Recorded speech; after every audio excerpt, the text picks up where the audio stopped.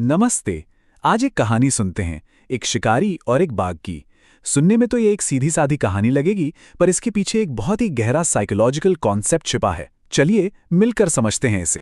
तो कहानी कुछ यूं है कि एक शिकारी एक बाघ को पकड़कर पिंजरे में बंद कर देता है। लेकिन ये कहानी सिर्फ कैद की नहीं है, ये कहानी है उम्मीदों की। तो हुआ ये कि पहले दिन शिकारी बड़ा दरियादिल निकला। उसने बाघ को पूरे 30 किलो गोश्त दिया। बाघ ने भी खूब पेट भर के खाया और एकदम खुश, पूरी तरह से संतुष्ट। और ये सिलसिला कुछ दिनों तक चलता रहा।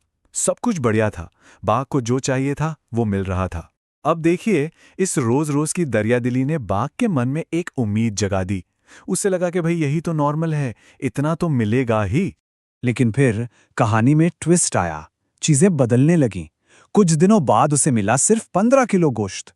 और फिर एक दिन तो हद ही हो गई, उसे मिला सिर्फ आधा किलो। सोचिए जरा, कहाँ 30 किलो और कहाँ बस आधा किलो। कितना बड़ा फर्क है ये।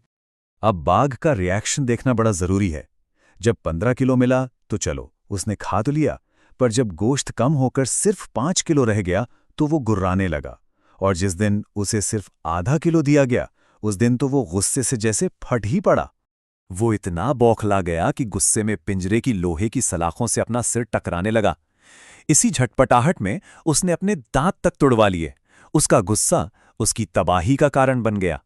और वो अब तक टकराता रहा जब तक उसने दम नहीं तोड़ दिया। और दुख की बात देखिए, वो उसी आधे किलो गोश्त के टुकड़े के पास तड़प तड़प कर मर गया। कहानी का कितना अजीब और दुखद अंत है ना। तो अब सवाल ये उठता है कि बाघ की मौत की असली वजह क्या थी। यहीं पे ये कहानी एक बहुत गहरा मोड़ लेती है।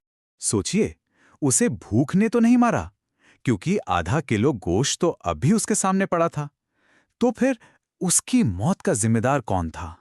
असल में उसे मारा था उस झटके ने, जो उसे अचानक हुई कमी से लगा था। जो मिलने की उसकी उम्मीद थी और जो उसे हकीकत में मिला, बस इसी फर्क ने, इसी गैप ने उसकी जान ले ली। और जानते हैं, साइकोलॉजी में इस चीज का एक नाम भी है। इसे कहते हैं एक्सपेक्टेशन गैप इफेक्ट। और ये जितना सुनने में कॉम्प्लिकेटेड लगता है, उतना ही हमारी जिंदगी में आम है। तो ये एक्सपेक्टेशन गैप इफेक्ट कहता क्या है? ये एक सीधा सा साइकोलॉजिकल प्रिंसिपल है कि जब एक बार किसी चीज की ज्यादा उम्मीद बन जाती है ना, तो उससे कम कुछ भी मिलना फायदे जैसा नहीं लगता, बल्कि नाइंसाफी जैसा लगता है। बाघ ने भी उस आधे किलो गोश्त को खाना नहीं, बल्कि अपनी तौहीन समझा। यानी सीधे सीधे शब्दों में कहें तो जब इंसान को बहुत ज्यादा मिलने की आदत पड़ जाती है, तो फिर थोड़ी सी भी कमी उसे नाइंसाफी लगती है। खेल फायदे या नुकसान का नहीं है, खेल है उम्मीद और हकीकत के बीच के फासले का। तो चलिए अब इस कॉन्सेप्ट को बाघ के पिंजरे से बाहर निकालते हैं और इंसानों की दुनिया में, हमारे अपने रिश्तों में रखकर देखते हैं। देखिए, जैसे बाघ की दुनिया में कम होते गोश्त पर गुस्सा आया, ठीक वैसे ही इंसानों की दुनिया में जब किसी की मदद करने की आदत डाल दी जाए और फिर वो मदद बंद हो जाए, तो सामने वाले के मन में अक्सर शुक्रगुजारी नहीं, बल्कि नाराजगी पैदा होती है। एक कहावत है जो इस बात को बिल्कुल सटीक तरीके से बयां करती है।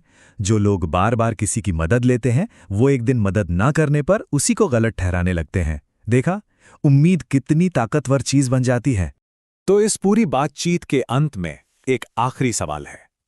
एक ऐसा सवाल जो शायद हम सबको सोचने पर मजबूर कर दे कि हमारे अपनी जिंदगियों में कहां पर एक ऐसी ही अनकही उम्मीद ने हमारे और दूसरों के बीच एक खाई पैदा कर दी है।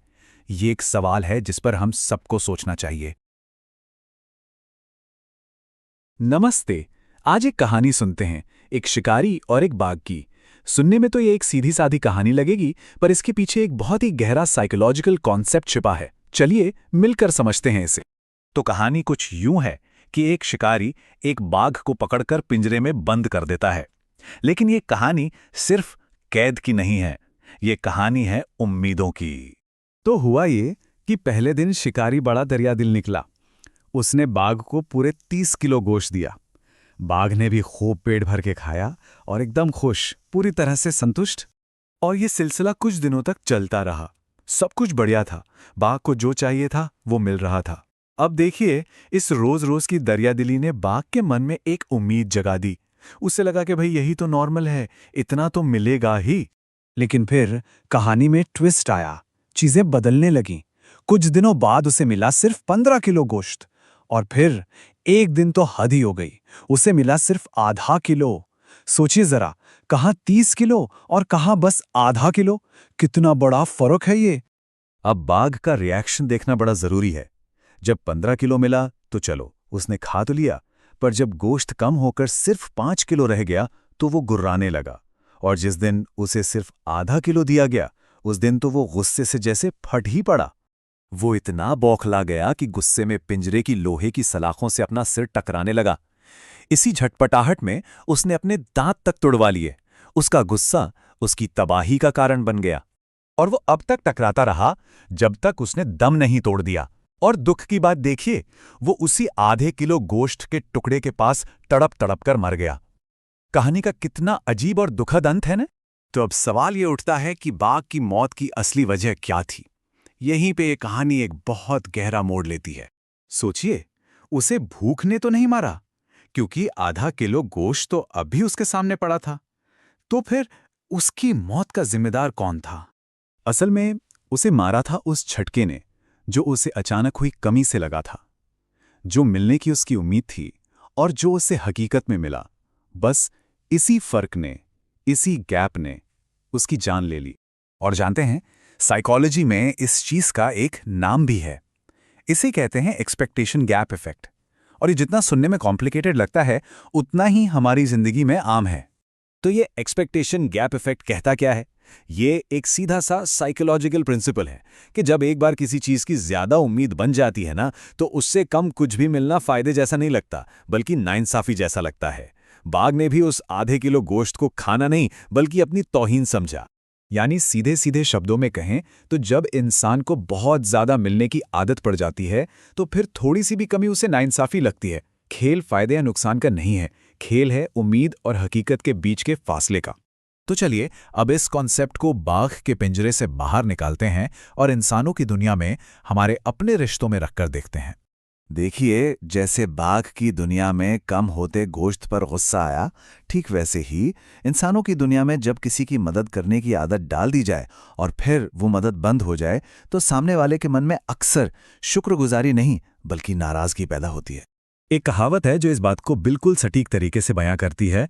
जो लोग बार बार किसी की मदद लेते हैं, वो एक दिन मदद ना करने पर उसी को गलत ठहराने लगते हैं। देखा, उम्मीद कितनी ताकतवर चीज बन जाती है। तो इस पूरी बातचीत के अंत में एक आखिरी सवाल है।